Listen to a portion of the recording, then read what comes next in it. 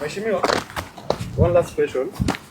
Jana ukiwa Kameme FM, Rigijia alipiga simu akakuita mkani, ukajibu pale. Nimeona kuna joto kidogo pale kwa mtandao. Do you want to say something about it?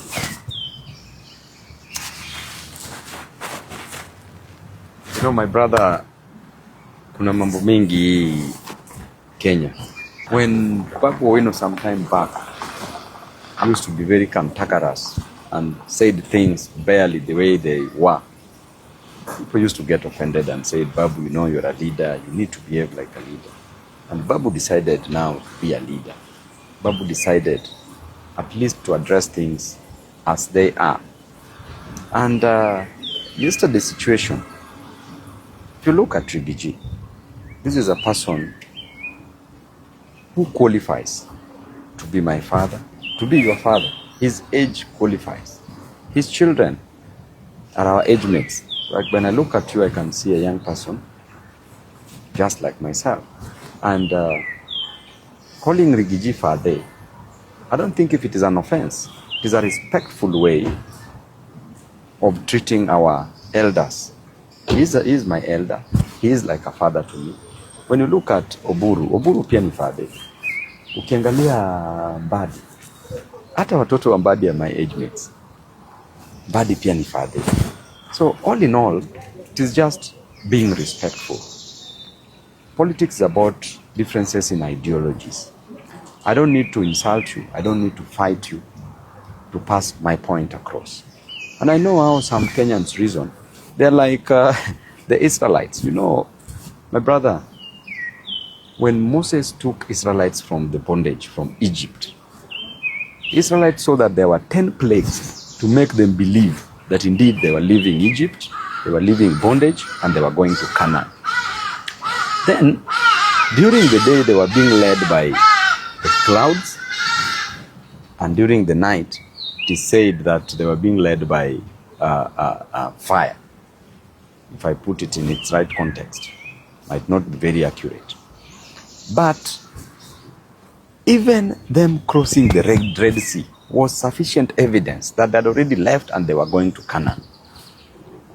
On the way, when Moses went to get the 10 commandments, coming back, he found people had already made idols. They were worshipping a cow, an idol. Then they were even telling Moses that, you know what, we need to go back to Egypt. Take us back to Egypt where you got us from. That Egypt, there were onions, there were pomegranate, there were cucumber. Look at how petty these people became. But they were seeing Canaan. So I will tell you, my people, I will take you to Canaan. Either willingly or unwillingly, you must go to Canaan. Even if your body, if you have remains in the desert, we will carry your remains. You must reach Canaan. It doesn't matter how you will reach there, but we are on a mission. We are on a vision. And a simple mission cannot distract us from our vision and achieving where we want to go to. So therefore, I will tell you, those who are being critical about this issue, that you need to focus. When you stop looking at small things, you will see the bigger picture. That is Albert Einstein clearly stated that. So my brothers and sisters, let us not sometimes read too much into petty issues. I can call any elderly person to me father, and there's nothing wrong with that. It is a respectful way of addressing my elders, and that is how I want my life to move on, moving forward. In addition to that, you know the choir master, correct?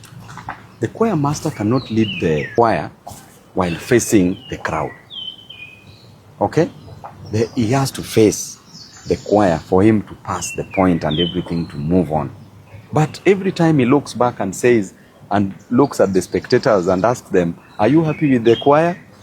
Why are you not clapping? Why are you not singing? Why are you not doing this? He will not achieve what he ought to have achieved. But otherwise, God bless you all. Tuko pamoja. Hii siasa ni kumake decision na kumove forward. Thank you.